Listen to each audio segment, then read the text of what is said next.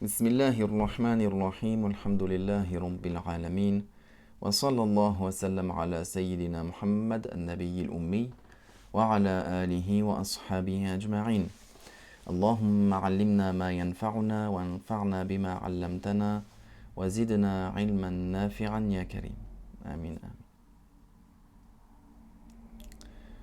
فوصلنا في كتاب نور الإيضاح للشيخ شرنبلالي في فصل جديد وهو في نواقض الوضوء.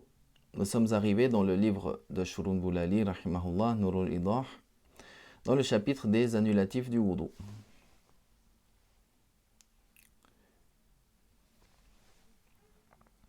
C'est-à-dire que la parole, le wudu est annulé, c'est-à-dire qu'est annulé ce qui était permis pour lui de faire dans cet état-là.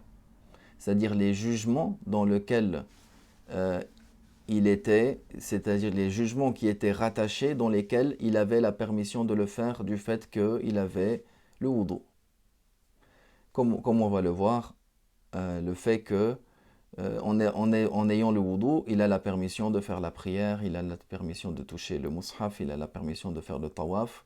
Ces jugements-là qui sont reliés à cet état de mutawaddi'un, c'est-à-dire ce jugement-là lorsqu'il est en purification, alors ils sont annulés lorsque la personne n'a plus le wudu. فقال ينقض الوضوء 12 شيئا. Annule le wudu 7 choses. ما خرج من السبيلين.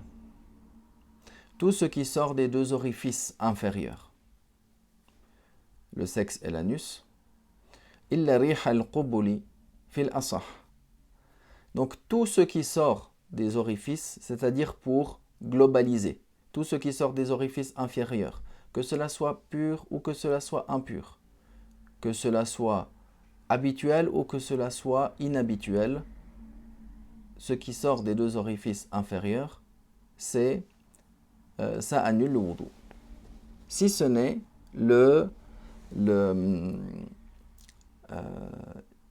les gaz qui proviennent du sexe de la femme, selon l'avis qui est asah, qui est plus juste, cela n'annule pas le wudu. Car en réalité, ce n'est pas des gaz, en réalité, c'est plus quelque chose qui est suite à un frottement. Donc ce n'est pas considéré comme un annulatif. Également chez les Hanafites, ce qui est appelé les pertes blanches, ce qui est appelé les pertes blanches chez la femme, n'annule pas le wudu chez les Hanafites.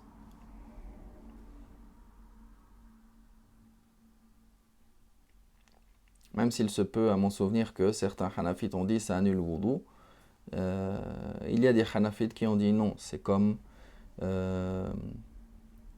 le jugement de la gorge, c'est-à-dire l'humidité qui est dans la gorge. Alors cette humidité-là, qui est dans le sexe de la femme, et qui des fois sort de cet orifice-là, qui est appelé les pertes blanches, cela n'annule pas le wudu chez les Hanafites.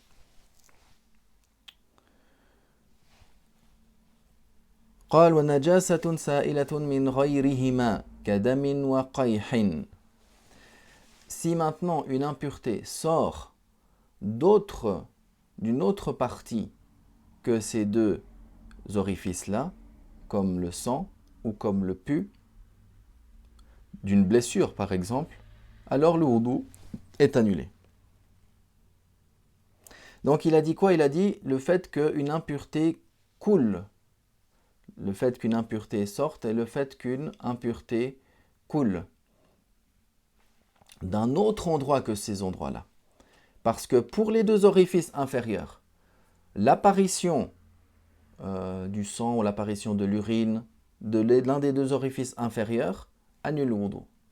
Tandis que pour ce qui est autre que les deux orifices inférieurs, si la personne elle a une plaie par exemple, et le sang il a coulé naturellement, comme on va le voir avec certaines conditions, le wudu est annulé. Mais s'il est seulement apparu, comme si la personne a glissé, elle s'est râpée contre contre le sol par exemple, et sur cette égratignure, il y a le sang qui apparaît, mais il n'a pas coulé.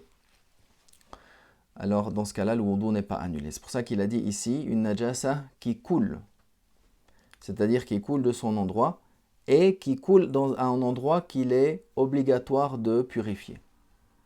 Qui coule à un endroit dans lequel il revient le jugement de l'obligation de la purification.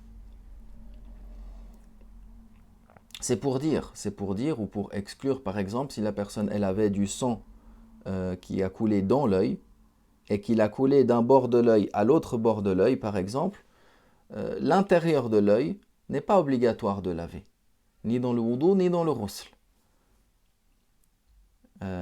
Donc, ni obligatoirement, ni de manière recommandée. Donc, dans ce cas-là, le wudu n'est pas annulé. Tandis que si la personne, il a une blessure sur la main et que le sang a coulé, par exemple, il a coulé vers un endroit qui est obligatoire de laver, que ce soit la main, que ce soit le bras, que ce soit une partie du corps qu'il est obligatoire de laver, dans le wudu ou dans le ghusl. Et ici, quand on dit qu'il coule, c'est-à-dire d'une manière réelle ou d'une manière par hukman, par jugement. C'est-à-dire que si la personne a une blessure et il a pris un coton et il a absorbé, il s'est coupé, le sang a commencé à couler, à apparaître. Puis il a pris un coton ou un tissu et il a absorbé. Puis après il a enlevé, ça a coulé de nouveau, il a absorbé. En réalité, il n'a pas coulé réellement. Mais s'il avait laissé ainsi, il aurait coulé. Alors le wudu est annulé. La même chose si la personne il a fait une prise de sang. Le sang, il est sorti de sa veine, de son bras par exemple, et il est passé par la seringue, il est rentré dans un tuyau pour aller dans une poche par exemple, ou dans le réservoir de la seringue. Donc il n'a pas coulé en soi sur un endroit qu'il est ou vers un endroit qu'il est réellement obligatoire de laver, dans le wudu ou dans le ghusl, mais du point de vue du jugement, oui, il est considéré comme ayant coulé.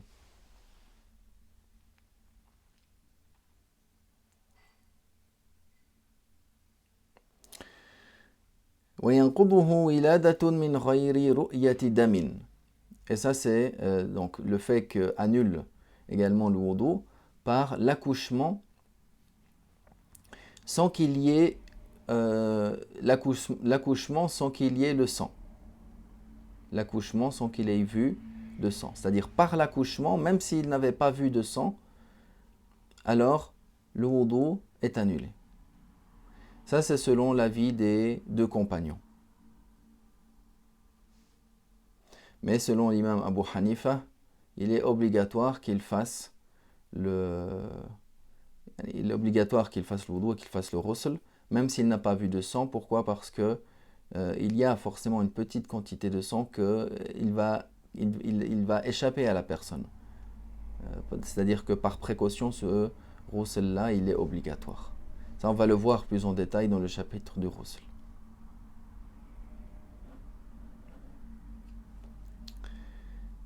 وقيء طعام أو ماء أو علق أو مرة إذا ملأ الفم. Il dit également le fait de vomir. Vomir, que cela soit de la nourriture, que cela soit de l'eau, ou que cela soit une alaqa, un sang, du sang qui vient de l'estomac, ou une acidité par exemple, et pour que le wudu soit annulé, que ce vomi-là, il emplisse la bouche. Si c'est une petite quantité de sorte que ça n'emplit pas la bouche, ça n'annule pas le wudu. Qu'est-ce qui est déterminé par emplir la bouche? قال وهو ما لا يطبق عليه الفم إلا بتكلف على الأصح.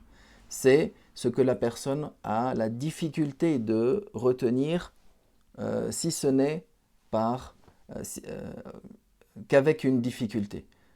Si la personne elle est malade par exemple, et qu'elle vomit une quantité qui emplit la bouche, des fois à un moment donné, ou si elle doit vite se rendre sur les toilettes, etc., à un moment donné, des fois, elle n'arrive pas à retenir cela. Le fait que ça, c'est un indice qui indique que cette quantité-là, elle annule le wudu. Si c'est moins que cela, bien sûr, ça ne veut pas dire que la personne, elle va ravaler son vomi. La personne ne va pas ravaler délibérément la najasa. Mais c'est pour dire que si cette quantité-là du vomi emplit la bouche de sorte que c'est difficile de le retenir, alors c'est ça la quantité qui annule le wudu. ويجمع متفرق القيء إذا اتحد سببه. L'avis qui est pris en fatwa sur cela, c'est l'avis de l'imam Muhammad qu'il cite ici, c'est-à-dire que s'il a vomi plusieurs fois de manière séparée, un petit peu, est-ce qu'on regroupe cela par estimation pour dire ça emplit la bouche, donc le wudu est annulé, ou on ne compte pas ces vomissures qui sont intervenues de manière séparée.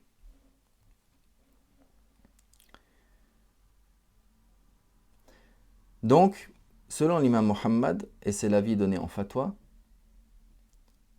on rassemble par estimation ces petites quantités dès lors que la cause est la même. Si c'est suite à une maladie, par exemple, et qu'il a vomi plusieurs fois un petit peu, alors on regarde, est-ce que c'est la même cause? Si c'est la même cause, oui, on regroupe. Si c'est deux causes qui sont différentes, alors on ne regroupe pas. C'est-à-dire de sorte à, même si ça atteint une quantité qui emplirait la bouche, si ce n'est pas la même cause, alors on ne regroupe pas et le wudu n'est pas annulé.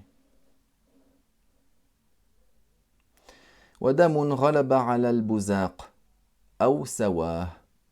Si le sang, il a pris le dessus sur la salive, ou il était équivalent. La personne a une blessure dans la bouche, dans la gencive par exemple. Le sang n'a pas coulé en soi, il est toujours à sa place, mais ce sang-là, il s'est mélangé à la salive. Suite à cela, le sang a pris le dessus sur la salive. Ou il était équivalent, dans ce cas-là, le wudu est annulé. ثم قال ونوم لا تتمكن فيه المقعدة من الأرض. Puis il parle de la question du sommeil, le fait de s'endormir sans avoir le postérieur bien calé sur le sol. Walhamdulillah wa sallallahu wa sallam ala rasulillah.